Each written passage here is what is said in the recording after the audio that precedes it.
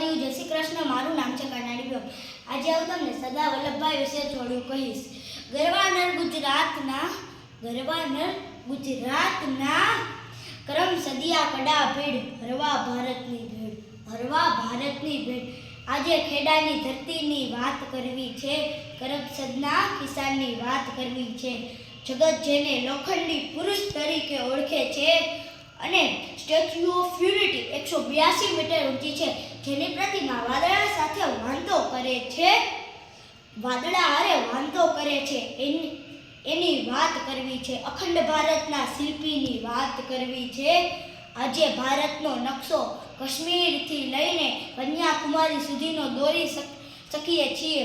જો એની પાછળ કોઈ વ્યક્તિ હોય તો છે સરદાર વલ્લભભાઈ પટેલ. સરદાર વલ્લભભાઈ પટેલનો જન્મ 31મી ઓક્ટોબર 1875માં થયો હતો.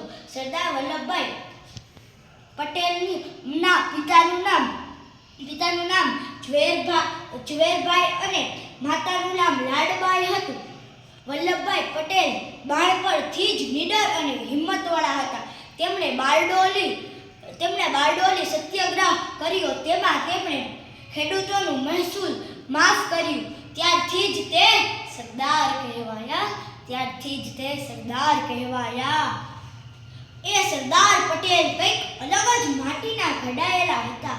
એ માણસે ધાર્યું હોત તો ખૂબ કમાણી કરીને વૈભવ જીવન જીવ્યા હોત, પણ તેમણે તો દેશનો કપરો માર્ગ પસંદ કર્યો. લોઢા જેવી મજબૂત ઈરાદા સાથે ચાલનાર વ્યક્તિ હતા. લોઢા જેવા મજબૂત ઈરાદા સાથે ચાલનાર વ્યક્તિ હતા. તમને બધાને એવો સવાલ થતો હશે કે સરદાર વલ્લભભાઈ પટેલે લોખંડી પુરુષ તરીકે કેમ જાણી તમને બધાને એમ સવાલ થતો હશે કે સરદાર વલ્લભભાઈ પટેલને લોખંડી પુરુષ તરીકે કેમ ઓળખીતા હશે. એક દિવસની વાત છે. સરદાર પટેલને બગલમાં ગુમડું થયું હતું. એટલી પીડા થાય કે જીવ જ નીકળી જાય. એ સમયે લોકો ગુમડું થાય ત્યારે ઈલાજ માટે હજામ પાસે જતા. હજામ લોખંડના સળિયાથી તેના પર ડામ દેતા. પણ વલ્લભભાઈની પીડા જોઈને હજામની પણ હિંમત ન ચાલી. ત્યાં તો આપણા વલ્લભભાઈ, તેમણે જાતે જ ગરમ લોખંડના સળિયા ઉપાડીને અને જાતે જ ડામ આપી દીધો. વિશ્વાસ નહીં કરો, પરંતુ તેમના મોંમાંથી એક ચીસ પણ ન નીકળી.